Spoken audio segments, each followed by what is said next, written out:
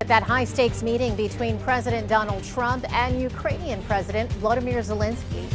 Good evening, and thank you for joining us for WPBF 25 News at 6. I'm Felicia Rodriguez. We've learned that negotiations are nearing the final stages. Our WPBF 25 News team is live outside Mar-a-Lago with coverage from all angles of the critical meeting. We begin with our Yasmin Julmis with the latest on the peace talks. Yasmin?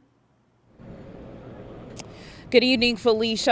As you mentioned, that meeting between President Trump and Ukrainian President Volodymyr Zelensky just ended here at Mar-a-Lago around 5 o'clock this evening. And President Trump saying that before the meeting, he spoke with President Putin of Russia for about 2 hours on the phone. He also told the press that he did not, Putin that is, agree to a ceasefire. But during the meeting with Zelensky that just happened this afternoon, President Trump saying that they also spoke with French President Emmanuel Macron, the presidents of Finland and Poland, all toward working to end the nearly 4-year-long war between Russia and Ukraine.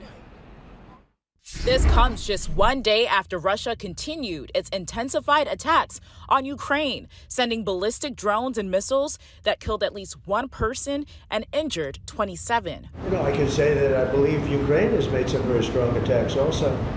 And I don't say that negatively. They're fighting a war, and we'll see what happens. But I believe it's a war that we have two willing parties, we have two willing countries. They want to see it end. Look, the people of Ukraine want it to end, and the people of Russia want it to end, and the two leaders want it to end.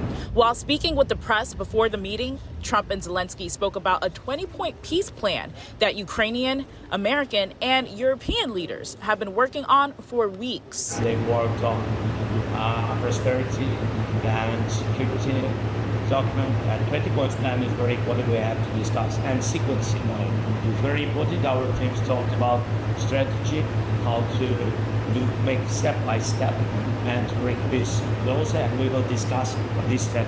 Zelensky said there are territorial concessions in that plan. Trump said he spoke with Russian President Vladimir Putin prior to Zelensky's arrival to Mar-a-Lago, and he mentioned he would call Putin again following the meeting. Putin has made it clear that he wants the areas in 4 key regions that Russia has captured in Ukraine to be recognized as Russian territory. And Zelensky has proposed a demilitarized buffer zone in the Donbas region in eastern Ukraine. Now, prior to the meeting, President Trump called Zelensky brave and saying that all of the wars that the U.S. has helped to settle, this has been the most difficult one.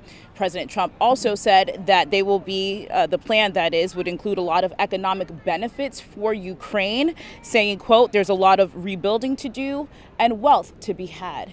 At Mar-a-Lago, Yasmin Julmis, WPBF 25 News.